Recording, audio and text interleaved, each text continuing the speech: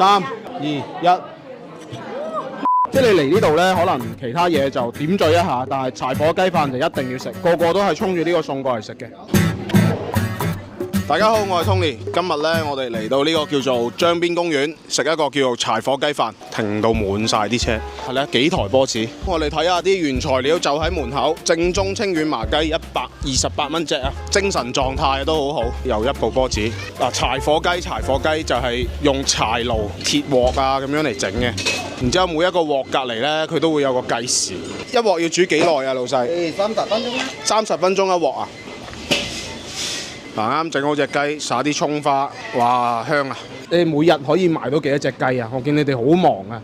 每日依家咧差唔多100隻啦。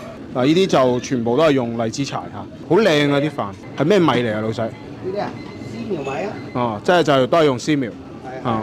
嗱，放雞啦！哇，你好似啲雞多過啲飯㗎，老細。2斤幾啦啲雞。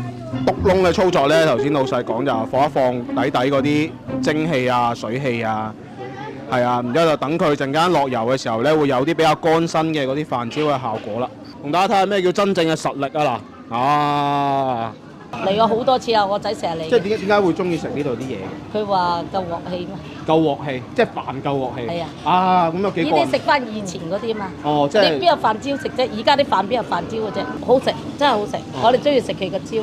建議大家如果嚟嘅話咧，真係唔好遲過5點半，天都未黑就開始等位。依家冇位㗎啦，訂位啊！係啊，我哋正常就唔接受訂位，冇辦法接受訂位。哦，因為啲客人咧，好似5點鐘就已經過咗嚟啦，中午11點鐘就已經過嚟，11點20分就開始排位啦。哦，你話我點樣帶你去訂咧？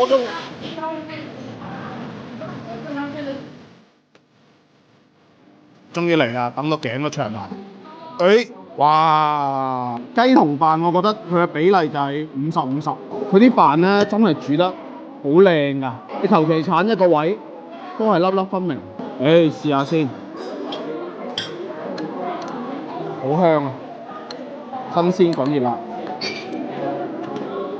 佢個飯咧，即係頭先同阿阿姨吹水，我話點解佢唔中意食呢度啲飯？佢係有鑊氣，我係了解到，即係理解到係咩意思，就係。嗰啲飯咧，佢柴火就係有啲嗰啲柴火嗰啲微微地嗰啲煙燻香啊，即係話呢種咧，你攞我啲屋企嘅電飯煲咧，真係做唔出嚟，有啲彈牙、煙煙韌韌咁嘅感覺。雖然佢嗰啲雞咧撈完之後係有汁嘅，但係佢啲飯係一啲起糊起坨都冇，食落就好爽。點解話佢柴火係一個特色？佢唔係話演嘢嘅，因為柴火咧佢先可以做到啲咁嘅效果。因為柴火啱燒起身嘅時候，佢個火係好猛噶嘛，好猛嘅情況下，佢要等佢慢慢燒到咁上下啦，就慢慢燜熟嗰啲飯，係一個咁樣嘅過程嚟嘅。點解市面上嗰啲煮飯靚嘅電飯煲佢特別貴？就因為咧嗰啲電飯煲佢程式同埋佢裏邊嗰啲鍍膜啊，又做到呢種效果。其實佢都係模仿翻最原始嘅呢種方法去做，所以做出嚟啲飯咧係真係好香。食完個飯，我試下嚿雞先嚇。